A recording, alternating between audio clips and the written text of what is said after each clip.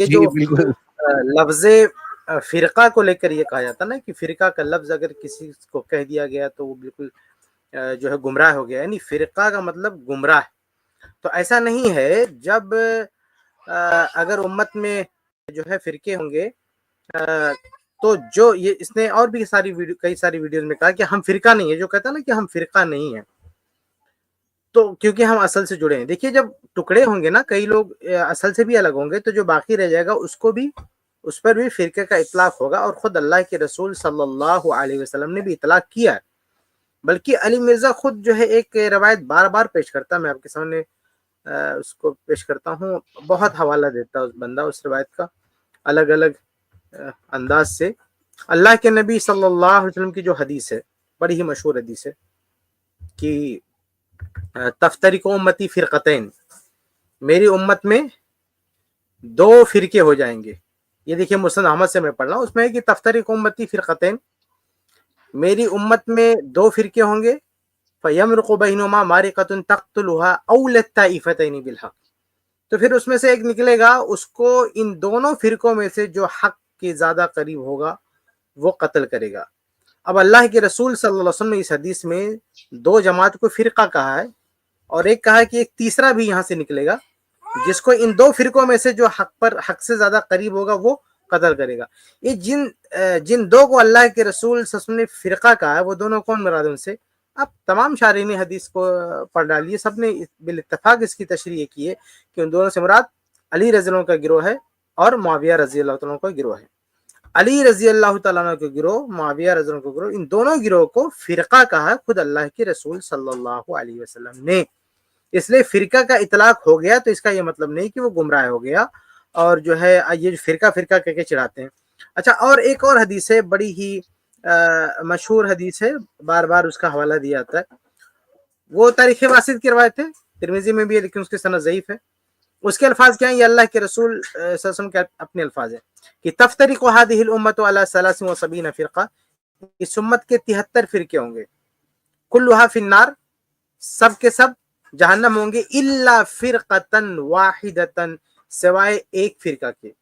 تو جو ناجی جماعت جس کو ہم کہتے ہیں نا، اللہ کے رسول صلی اللہ علیہ وسلم اس کو تو فرقہ بول رہے ہیں نا، الا فرقه واحده، سوائے ایک کے، اور اس کو فرقہ کہا گیا. اور آگے دیکھیے سوال کیا ہے. صحابہ کہتے ہیں کہ قالوا یا رسول اللہ، اے اللہ کے رسول صلی اللہ علیہ وسلم، وما تلک الفرقۃ، وہ فرقہ کون سا ہوگا؟ اب بتائیے، جو نجات یافتہ فرقہ ہے اس کے بارے میں بھی صحابہ سوال کر رہے ہیں کہ وما تلک الفرقۃ، وہ فرقہ کون سا ہوگا جو نجات پائے گا؟ تو اس سوال پر اللہ کے رسول صلی اللہ علیہ وسلم جواب دیتے ہیں کہ ما کان علی ما انا علیہ اليوم واصحابی، کہ اس فرقے کی، یعنی جو ناجی فرقہ ہے، اس کی علامت یہ کہ وہ اس چیز پر ہوگا جس پر آج میں ہوں، یعنی قرآن و حدیث، وہ اصحابی اور میرے صحابہ ہیں. یہ تاریخ واسط کی روایت ہے، صفحہ نمبر 196. امام ترمذی رحمہ اللہ کے دور کے محدث ہیں یہ. تو اس حدیث میں آپ دیکھیں گے اللہ کے رسول صلی اللہ علیہ وسلم نے باقاعدہ اس کو فرقہ کہا ہے. یہ سنن ابی داؤد وغیرہ کی حدیث ہے. اللہ کے یہ بندہ کہتا ہے کہ دیکھو اللہ کے نبی صلی اللہ علیہ وسلم نے 73 فرقوں والی جو حدیث پیش کی، اس کو ایک کو کہا الجماعہ کہا ہے، یعنی جو حق پر ہے اس کو جماعت ناجیہ کا، فرقہ نہیں کہا، جبکہ ایسا ساری روایتوں میں نہیں ہے.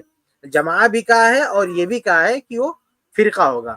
تو جب اصل سے ہی کچھ لوگ الگ ہو جائیں گے تو ظاہر سی بات ہے کہ ان کے مقابل میں وہ بھی فرقہ کہلائے گا. تو اس طرح سے یہ نکتہ چینی کرنا نا کہ یہ فرقہ ہو گیا کوئی، مطلب تو سرے سے وہ گمراہ ہو گیا. بھائی جب ایک جماعت بچے گی تو اس کو بھی فرقہ کہا ہے. اور حدیثوں میں جیسا کہ 2 حدیثیں میں نے آپ کے سامنے پیش کی، فرقہ کا اطلاق ہوا ہے. تو یہ 73 فرقوں کو اللہ کے نبی صلی اللہ علیہ وسلم نے مسلمان انکلوڈ کیا ہے، مسلمانوں کا فرقہ بتایا، امت مسلمہ کا فرقہ بتایا. ایسا نہیں ہے کہ وہ کفار کا فرقہ بتایا، امت مسلمہ کا فرقہ بتایا. اگر کوئی کہتا ہے کہ میں فرقہ نہیں ہوں تو بتائیے کہ وہ تو دائرہ اسلام سے باہر ہو رہا ہے نا. کوئی بندہ کہتا ہے کہ میں فرقہ نہیں ہوں تو پھر وہ 70 سے بھی باہر نکل رہا، وہ یعنی 70 میں بھی 73 میں بھی نہیں ہے، وہ 73 سے جا کے کہیں الگ اپنی دنیا بسا رہا ہے. تو کہنے کا مطلب یہ ہے کہ لفظ فرقہ پکڑ کے یہ بندہ اور اس سے بہت سارے لوگ ہیں، وہ چونکہ اہل حدیث، جماعت اہل حدیث نے اپنا ایک ٹائٹل دیا ہے اہل حدیث، تو اس ٹائٹل کی وجہ سے ان کو فرقہ بول کے چڑھاتے ہیں کہ دیکھو فرقہ. تو ہم کہتے ہیں کہ اگر فرقہ کسی نے بول بھی دیا کوئی مسئلہ جو ہے تو کوئی مسئلہ نہیں ہے فرقہ بول دیا. البتہ فرقے کی جیسا کہ شیخ شعبان نے وضاحت کی کہ فرقہ بننے کی دو بنیاد ہوتی ہے. ایک تو یہ کہ کسی نے اختلاف کیا ہے اصل دین سے ہٹا ہے تو وہ وجہ بنا ہے فرقہ بننے. اس کے ہٹنے کی وجہ سے دوسرے جو اصل لوگ رہ گئے وہ یقیناً ایک فرقے کی شکل ان کی بھی بن جائے گی ایٹومیٹک. لیکن اصل جرم ان کا نہیں ہے, فرقہ بندی انہوں نے نہیں کی ہے, اختلاف انہوں نے نہیں کیا ہے. کچھ لوگوں کے الگ ہونے کی وجہ سے وہ ایک ٹکڑے میں رہ گئے وہ, لیکن اس کی ذمہ داری ان پر نہیں ہے. تفرقہ انہوں نے نہیں کیا, فرقہ بندی انہوں نے کیا. تو ان دونوں باتوں میں بھی فرق ہے. فرقہ بندی کرنا, تفرقہ کرنا, اختلاف کرنا, اور پھر اس اختلاف کے نتیجے میں ایک گروہ کا باقی رہ جانا, پھر اس گروہ کو اپنی پہچان کے لیے کوئی ٹائٹل دینا, پھر اس کو آپ بولو کہ نہیں یہ بھی فرقہ بندی ہے, تو یہ غلط بات ہے. یہ فرقہ بندی نہیں ہے. فرقہ بندی تو یہ ہے کہ آدمی الگ ہو رہا ہے, تو لوگوں کے الگ ہونے سے, الگ الگ خیالات ہونے کی وجہ سے جو اصل جماعت ہے وہ باقی رہ گئی, تو ان پر بھی لازم ہے نا کہ اپنا کوئی ٹائٹل لیں, اپنی کوئی پہچان بنائے. تو یہ شخص اس کو دلیل بناتے ہیں. ان کی نظر میں دلیل کیا ہے کہ کسی جماعت نے اپنا ٹائٹل رکھ دیا تو اسی بنیاد پہ اس نے کہا نا کہ مسجد کو, کن کی مسجد کیا ہے, مسجد پہ اہل حدیث نام رہتا ہے, تو اس چیز کو بنیاد بنا رہا ہے کہ یہ فرقہ نہیں. جو باقی رہ جائیں گے اصل پر, ان پر بھی لازم ہے کہ اپنا کوئی ٹائٹل لیں, اپنا کوئی لیبل لگائیں تاکہ ان کی پہچان ہو سکے. اس لیے اس کو فرقہ بندی نہیں کہیں گے. تو خلاصہ یہ ایک جملے میں اگر کہوں کہ فرقہ بندی ایک الگ چیز ہے, اور پھر فرقہ بندی کے نتیجے میں جو اصل جماعت حقہ ہے اس کا بھی ایک فرقے کی شکل میں آ جانا, فرقے کی شکل میں اس کا شمار ہونا, یہ جو ہے بری بات نہیں ہے. اللہ کے نبی صلی اللہ علیہ وسلم نے فرقے کی حیثیت سے ان کا شمار کیا ہے, لیکن وہ تفرقے کے ذمہ دار نہیں ہے. جی زید بھائی, میں تھوڑا سا اس پہ شیخ نے بات چھیڑ دی تو میں ذرا صفحہ کرنا چاہتا ہوں اس پہ. جی بالکل بالکل کریں. جی اچھا, یہ جناب یہ کہتے ہیں نا کہ یہ جیسے انہوں نے مسجد کے بارے میں دعویٰ کیا نا کہ ہماری کوئی مسجد نہیں ہے, مطلب یہ کہ ان کی مسجد کا کوئی ایسا خاص نام نہیں ہے. تو بھائی لیکن ان کی ویب سائٹ ہے, اس ویب سائٹ کا تو نام ہے اصلی اہل سنت.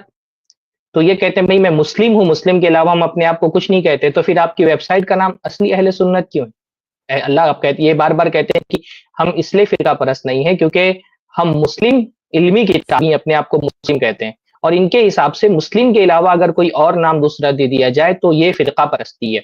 تو پھر آپ کی ویب سائٹ کا نام اصلی اہل سنت کیوں ہے؟ اہل سنت کیا اللہ تعالیٰ نے ہمارا نام اہل سنت رکھا ہے؟ اگر نام رکھنے سے ہی انسان فرقہ پرست ہو جاتا ہے تو اس فرقہ پرستی کی تعریف میں آپ بھی آتے ہیں. آپ کی مسجد نہیں ہے, آپ کا مدرسہ نہیں ہے, لیکن آپ کی ویب سائٹ کا ایک نام ہے, اور وہ نام مسلم نہیں ہے, وہ اہل سنت نام ہے.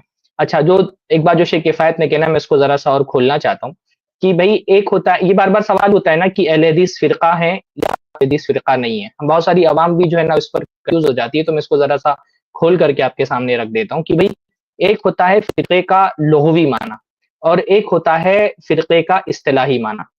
لغوی معنی کے اعتبار سے فرقہ مطلب ہوتا ہے گروہ, جماعت, گروپ, چند افراد کا مجموعہ. حیثیت سے تو ظاہر سی بات ہے کہ اہل حدیث بھی ایک فرقہ ہے, کہ وہ بھی چند افراد کا مجموعہ ہے, ایک گروہ ہے.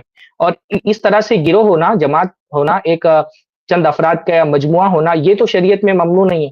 ورنہ آپ قرآن مجید میں دیکھیں, اللہ تعالیٰ نے فرمایا فَلَوْلَا نَفَرَ مِن كُلِّ فِرْقَةٍ مِنْهُمْ طَائِفَةٌ لِيَتَفَقَّهُوا فِي الدِّينِ, کہ تم میں سے ہر فرقے میں ایک جماعت ہونی چاہیے, ایک طائفہ ہونا چاہیے جو دین کی سمجھ حاصل کرے. تو یہاں تو اللہ تعالیٰ خود فرقے کا اس بات کر رہا ہے. اب آپ کیا کہیں گے؟ اللہ تعالیٰ خود کہہ رہا ہے کہ فرقہ بناؤ, اور ہر فرقے میں ایک جماعت ہونی چاہیے جو دین کا علم حاصل کرے.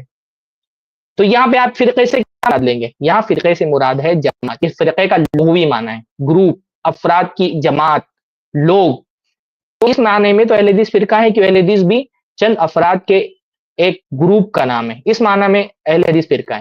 باقی فرقے کا جو ایک مفہوم ہے وہ ہے دین کو چھوڑ دینے والی جماعت, اس معنی میں اہل حدیث فرقہ نہیں ہے.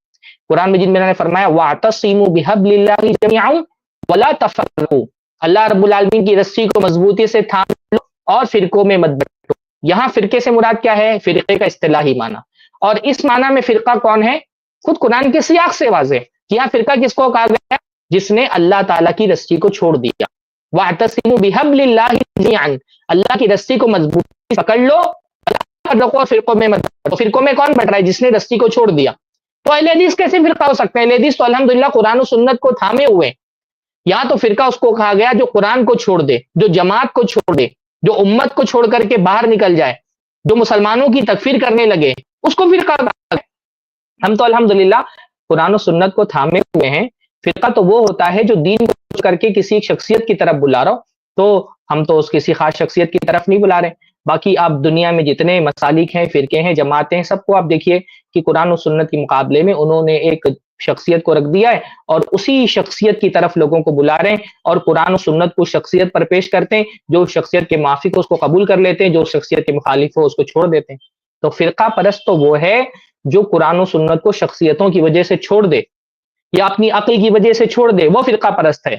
اہل حدیث کیسے فرقہ ہو سکتا ہے اصطلاحی معنی میں؟ اہل حدیث تو اپنی عقل کو بھی چھوڑ دیتا ہے، اپنی تمام جو ہے وہ محبوب شخصیتوں کو چھوڑ دیتا ہے جب بات قرآن اور سنت کو ماننے کی آتی ہے. تو اگر فرقے کا جو لغوی معنی ہے وہ مراد لیں تو بلا شک ایک فرقہ ہے، کیونکہ وہ افراد ایک جماعت ہے. اور فرقے کا جو اصطلاحی معنی ہے، جس سے جو مضموم معنی ہے، جس سے روکا گیا ہے جس فرقہ بننے سے، اس حیثیت سے تو بالحمد اہل حدیث کوئی فرقہ نہیں ہے.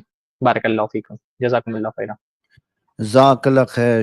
زید میں چاہ رہا تھا ایک بار پھر سے ویڈیو ذرا سا چلا دیں، پچھلی باتیں جو شروع ہونے. چندہ جی نیا فرقہ لانچ کر دیا. اچھا جی نیا فرقہ لانچ کر دیا. اچھا سرکار مان لیا نیا فرقہ لانچ کیا، ذرا اس فرقے کی مسجد بتائیں کدھر ہے؟ جی مسجد تو کوئی نہیں. اچھا کوئی مدرسہ؟ نہیں جی مدرسہ بھی کوئی نہیں ہے. کوئی چندہ بک؟ نہیں جی چندہ بک بھی کوئی نہیں.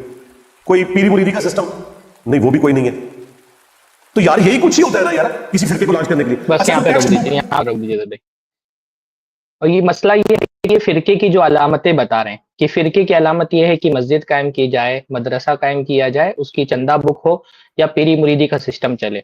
یہ جو انہوں نے اصول ضابطے بنائے کہ یہ سب کرنے سے فرقہ بنتا ہے، ان اصول اور ضابطوں کی بنیاد کیا ہے؟ فرقہ بنانے کا جو معیار یہ طے کر رہے ہیں، فرقے کی جو پہچان یہ بتا رہے ہیں، اس پہچان کی دلیل قرآن و سنت میں کیا ہے؟ یا سلف نے کیا اس فرقہ سمجھا ہے؟ اپنی مسجد بنا لینا کیسے فرقہ ہو گیا بھائی؟ جس دین کو آپ صحیح سمجھتے ہیں اس دین کی تعلیم کے لیے ایک مدرسہ قائم کرنے سے فرقہ ہو گیا. جس منہج کو آپ صحیح سمجھتے ہیں اس کی اشاعت کے لیے تعاون حاصل کرنا کیسے فرقہ ہو گیا؟ یہ تو فرقہ بندی، یہ کس نے کہا ہے کہ یہ فرقہ بندی؟ مسجد مدرسہ بنانا کیسے فرقہ بندی ہے؟ ان کی بات صحیح مان لی جائے تو اس کا مطلب تو نکلے گا کہ مسجد قائم نہ کی جائے، کیونکہ اگر آپ نے مسجد قائم کر لی تو آپ فرقہ ہو جائیں گے. دین کی تعلیم کے لیے مدارس قائم ہی نہ کیا جائے کیونکہ مدارس آپ نے قائم کر لیے تو فرقہ ہو جائیں گے. تو اس طرح سے تو دنیا میں ساری مساجد ختم کرنی پڑے گی.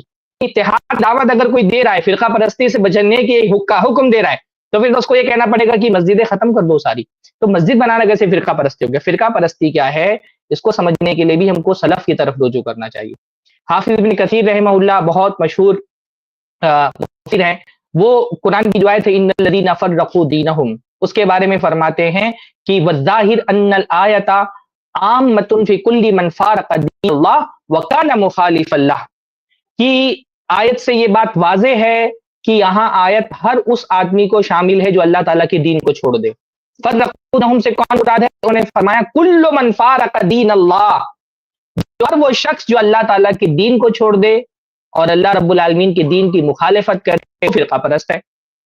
اسی طرح سے امام بغوی رحمہ اللہ فرماتے ہیں کہ ولا تکونوا کالذین تفرقوا، اس کی آیت کی تفسیر میں فرماتے ہیں قال اکثر المفسرین هم اليہود والنصارى، اکثر مفسرین نے کہا کہ اس سے مراد یہود و نصارہ ہے.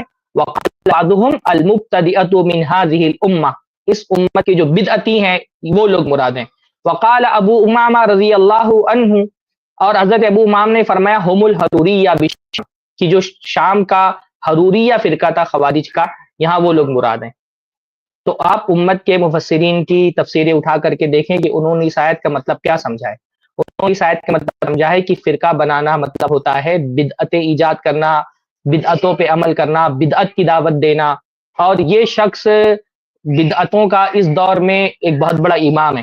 صحابہ کرام کو گالی دینے کی جو بدعت ہے، اس بدعت کا امام ہے آج کے دور میں یہ شخص. جیسا کہ ابھی آگے آپ دیکھیں گے کہ یہ وقت جو ہے وہ حضرت امیر معاویہ رضی اللہ تعالیٰ عنہ سے کیسا بغض اپنے دل میں چھپا کر کے رکھتا ہے. تو یہ تو بدعتیوں کا امام ہے، سب سے بڑا فرقہ پرست تو یہ خود ہے. اللہ کے نبی صلی اللہ علیہ وسلم نے تو کہا تھا کہ اختلاف کا حل صحابہ کی طرف جاؤ. اللہ کے نبی نے فرمایا امت 72 فرقوں میں 73 فرقوں میں تقسیم ہو جائے گی، ایک فرقہ جنت میں جائے گا.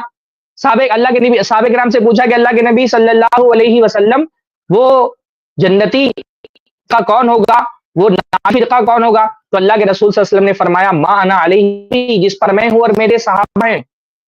یعنی اختلاف کے موقع پر ہم صحابہ کی طرف वापस लौटने का हुक्म दिया गया है। अल्लाह के नबी सल्लल्लाहु अलैहि वसल्लम ने फरमाया तुम में से जो जिंदा रहेगा वो बहुत ज्यादा इख्तिलाफात देखेगा, फअलैकुम बिसुन्नती व सुन्नतिल खुलफाइर राशिदीन अल महदीयीन, तो मेरी सुन्नत को और मेरे खुलफा की सुन्नत को लाजिम पकड़ना। तो जो शख्स सहाबा को गाली दे रहा है उससे बढ़कर के फिरका परस्त कौन हो सकता है? ये खुद सबसे बड़ा फिरका परस्त। इसलिए हजरत अली रजी अल्लाह तआला अन्हु ने इन्नल लदीना फर्रकू दीनहुम को इन्नल लदीना फारकू दीनहुम पढ़ा, एक उनसे मनकूल है कि इन्नल लदीना फर्रकू दीनहुम का मतलब क्या है? वो लोग जिन्होंने फारकू दीनहुम, अपने दीन को छोड़ दिया। इमाम तबरी रहमहुल्लाह उन्होंने फरमाया है कि इस इन्नल लदीना फर्रकू दीनहुम से हम लोग मुराद है मुब्तदिउन, बिदअत इजाद करने वाला है। क़द इब्तदा फिद्दीनी, जिसने दीन के अंदर बिदअत इजाद की, दल्ला बिही अन सिरातिल मुस्तकीम, और सिरात मुस्तकीम से हट गया, वो असल में फिरका परस्त है। वह हुआ दाखिलुन फी उमूम क़ौलिही तआला इन्नल लदीना फर्रकू दीनहुम। तो भाई फिरका परस्ती क्या है? मिर्जा साहब यहाँ 1400 साल बाद बैठ करके नहीं तय करेंगे। फिरका परस्ती क्या है? ये असलाफ उम्मत ने, सहाबे किराम ने, उम्मत के मुफस्सिरीन ने तय कर दी है। उम्मत के मुफस्सिरीन ने जिसको फिरका परस्ती कही है उस बदतरीन किस्म की फिरका परस्ती के ये मिर्जा साहब खुद दाई है, हामिल है, बल्कि आगे हम इसका सबूत दे रहे हैं, आगे वीडियो में जी लांच किया। बाकी सारे फिरके जहन्नम में जाएंगे और ये जन्नत में जाएगा। नहीं, वो तो कहता है सारे ही जन्नत में जाएंगे अपने अपने अज़ाबात को भुगत के। अच्छा, उसने कोई फतवा दिया हो कि फलां के पीछे नमाज होती है? कौन ये कह रहा है? एक मिनट, क्या हम भी तो यही कहते हैं ना भाई, आप भी तो कह रहे हैं कि सारे जहन्नम में जाएंगे अपने अपने अजाब को भुगत करके। आप ये कह रहे हैं कि आप भी जहन्नम में जाएंगे? हाँ, आप भी तो ये, हम भी तो यही कहते हैं ना कि उम्मत में जो गुमराह फिरके हैं वो गुमराह फिरके अव्वल वहला में जन्नत में नहीं जाएंगे। उन पर अल्लाह के नबी सल्लल्लाहु अलैहि वसल्लम की वो हदीस सादिक आएगी कि अल्लाह के नबी ने फरमाया सब जहन्नम में जाएंगे सिवाय जन्नत के, लेकिन क्योंकि वो उम्मत का हिस्सा है, उम्मत इजाबत का हिस्सा है, तो वो कभी ना कभी जन्नत में जाएंगे।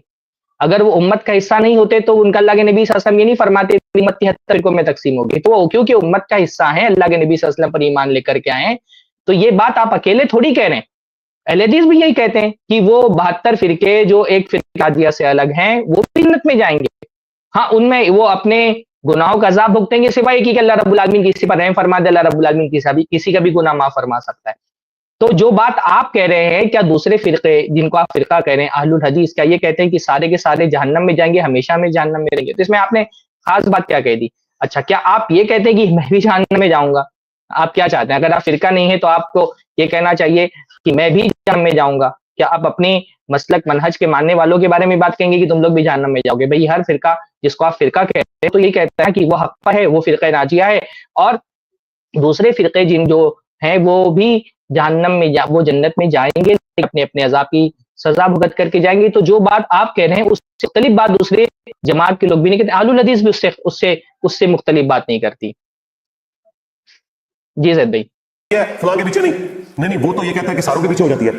तो मामू पार्टी, हाँ, इससे बेहतर कोई अदबी तरीका ही नहीं है तुम्हें मुखातिब करने का।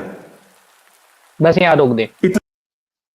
फिरका परस्ती क्या होती है, उसकी कुछ अलामतें जाहिर होती हैं। फिरका परस्ती की एक अलामत यह है अहले हक को तानो तशनी करना। आप उम्मत के उलमा की किताबें उठा करके देखेंगे तो उन्होंने बाकायदा फिरका परस्तों की एक अलामत ये लिखी है कि वो अहलुस सुन्ना को अलग अलग तरह से अलकाब देते हैं, उनको ताने देते हैं।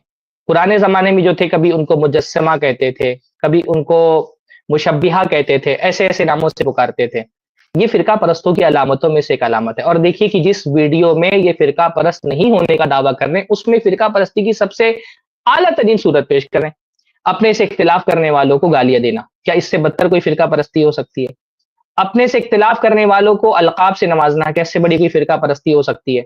अपने से इख्तिलाफ करने वालों के साथ इस्तेहजा करना, उनका मजाक उड़ाना, क्या इससे बढ़ के कोई फिरका परस्ती हो सकती है? तो फिरका परस्ती का जो मजहर है वो तो जिस वीडियो में ये अपने फिरका का इनकार कर रहे हैं उसमें खुद ये सबूत दे रहे हैं कि ये किस तरह के फिरका है। फिरका इसी को तो कहते हैं जो जिनसे इख्तिलाफ कर ले उसका इस्तेहजा करो, मजाक उड़ाओ। इससे फिरका परस्ती क्या हो सकती है?